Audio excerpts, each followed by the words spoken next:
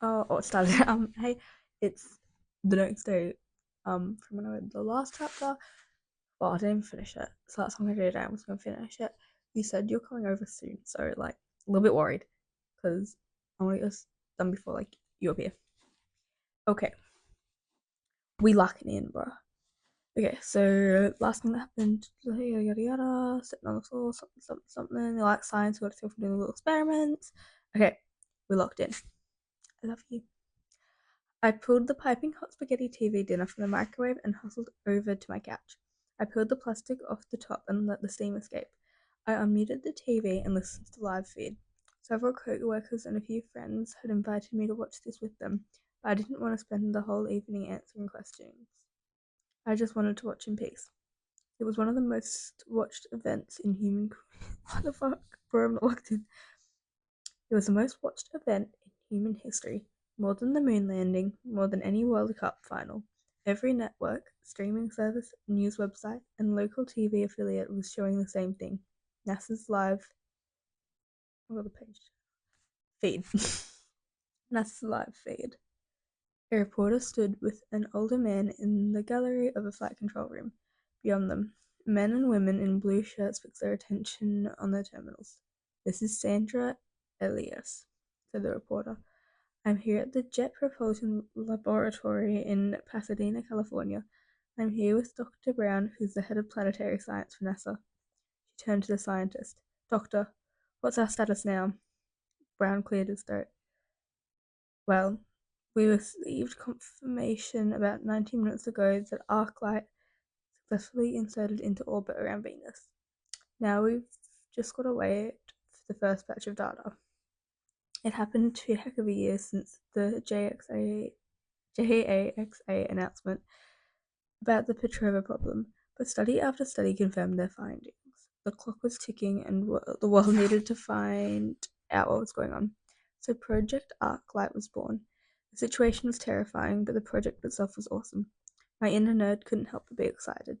Arclight was the most expensive unmanned spacecraft ever built. The world needed answers and didn't have time to dilly-dally. Normally, if you'd asked a space agency to send a probe to Venus in under a year, they'd laugh in your face. But it's amazing what you can do with an unlimited budget. The United States, European Union, Russia, China, India, and Japan all helped cover the costs. Tell us about going to Venus, the reporter said. What makes it so hard? The main problem is fuel, said Brown. There are specific transfer windows when interplanetary travel takes the minimum amount of fuel, but we're nowhere near an Earth Venus window. So we had to put a lot more fuel into orbit just to get Arclight there in the first place. So it's a case of bad timing then, the reporter asked. I don't think there's ever going to be a good time for the sun to get dimmer. Good point. Please go on. Venus moves very fast compared to Earth, which means more fuel just to catch up. Even under ideal conditions, it actually takes more fuel to get to Venus than it does to get to Mars. Amazing, amazing. Now, Doctor, some people have asked, why bother with the planet? The Petrova line is huge, spanning an arc from the Sun to Venus. Why not somewhere between? Because the Petrova line is widest there, as wide as the whole planet, and we can use the planet's gravity to help us out. Arclight will actually orbit Venus 12 times while collecting samples of whatever material the Petrova line is made of.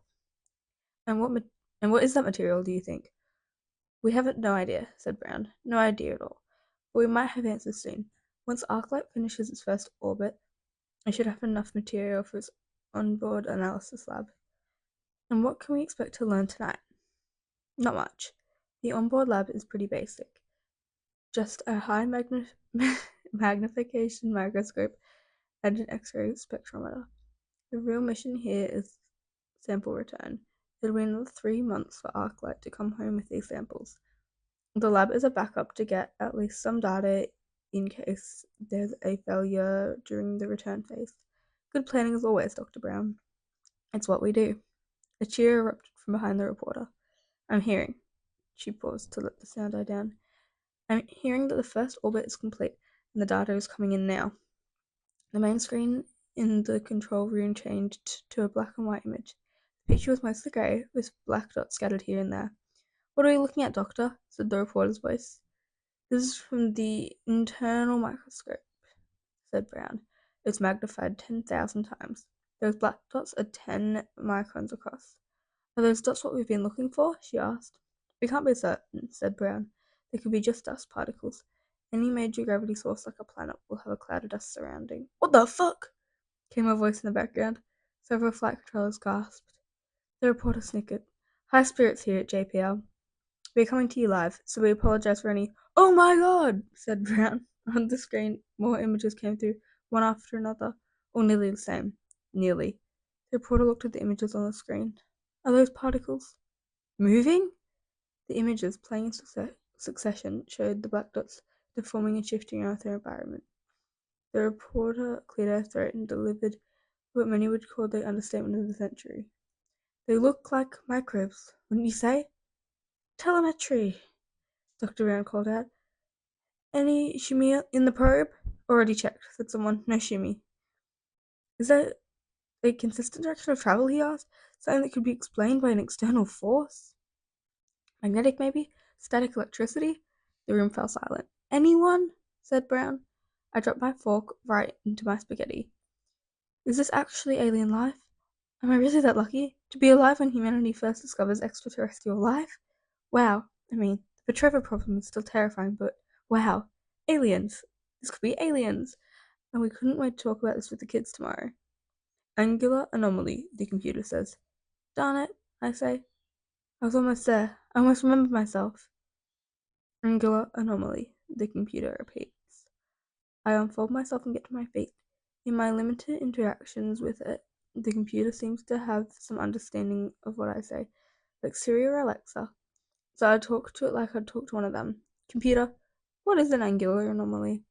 Angular anomaly, an object or body designated as critical is not the expected location. I'm going to try that bit again, babe.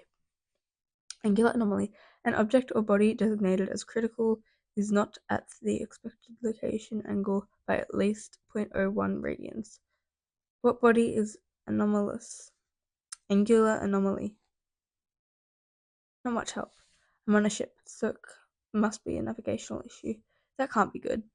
How would we steer this thing? I didn't see anything resembling spaceship controls. Not that I really know what that looks like. But all I've had to discover so far is a coma room and a lab. That hatch in the lab, the one that leads further up, that must be important. It's like being in a video game. Explore the area until you find a locked door, then look for the key. But instead of searching bookshelves and garbage cans, I have my own search in mind, because the key is my own name. The computer's not being unreasonable. If I can't remember my own name, I probably shouldn't be allowed into delicate areas of the ship. I climb onto my bunk and lie on my back. Keep a wary eye on the robot arms above, but they don't move. I guess the computer is satisfied that I'm self-sufficient for now. I close my eyes and focus on that flash of memory. I can see bits and pieces of it in my mind, like looking at an old photo that's been damaged. I'm in my house. No, apartment. I have an apartment. It's tidy but small. There's a picture of the San Francisco skyline on the wall. Not useful. I already know I live in San Francisco. There's a lean cuisine microwave meal on the coffee table in front of me. Spaghetti. The heat still hasn't equalized yet, so there are pockets of nearly frozen noodles next to the tongue-melting plasma. But I'm taking bites anyways. I must be hungry. I'm watching NASA on TV.